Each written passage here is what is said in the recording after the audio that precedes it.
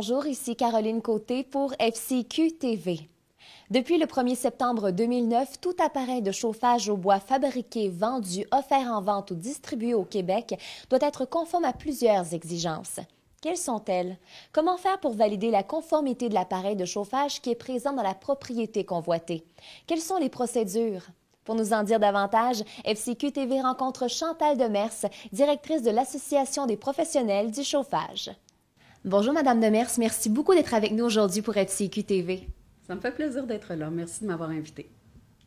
Dites-nous tout d'abord que doit vérifier un futur acheteur qui visite la propriété convoitée lorsque celle-ci possède déjà un poêle ou un foyer? Alors, il peut, soit l'acheteur ou le vendeur, s'organiser pour avoir une inspection visuelle ou un rapport de conformité qui va être émis par un architecte, un ingénieur ou un technologue.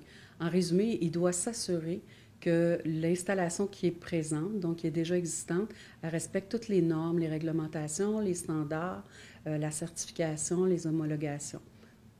Et je pense qu'il y a une homologation qui s'appelle EPA, entre autres. Oui, en fait, il y a une réglementation au Québec depuis 2009 qui fait que toutes les nouvelles installations des appareils doivent absolument respecter le EPA, qui est Environment Protection Agency, qui est des États-Unis. Et on a aussi des normes ici au Québec et partout au Canada qui doivent être respectées. Et finalement, dites-moi qu'est-ce qu'il faut faire lorsqu'un foyer ou un poêle n'est pas conforme?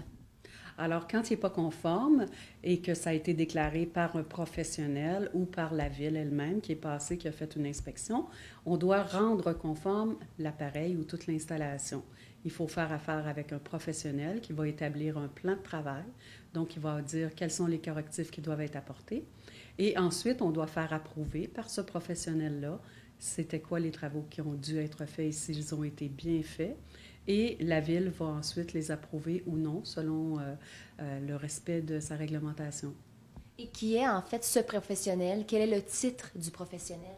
Alors, on peut faire appel à un technologue ou bien encore à un ingénieur ou à un architecte, donc qui est habitué avec les travaux de poêle et foyer et qui sait exactement qu'est-ce qui doit être respecté. Eh bien, merci beaucoup, Mme Demers, pour toutes ces informations. Ça me fait plaisir. Merci.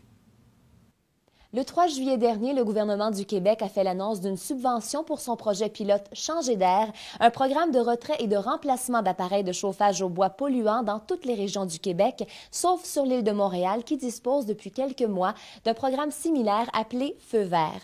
Le retrait ou le remplacement en un an de 5000 vieux poêles, fournaises et foyers au bois évitera l'émission de 350 à 565 tonnes de particules fines par année dans l'air, ainsi qu'une quantité appréciable de CO2 et autres polluants de l'air. Votre courtier immobilier se fera un plaisir de vous référer à un professionnel du chauffage dans le cas où vous devez changer de poêle ou de foyer.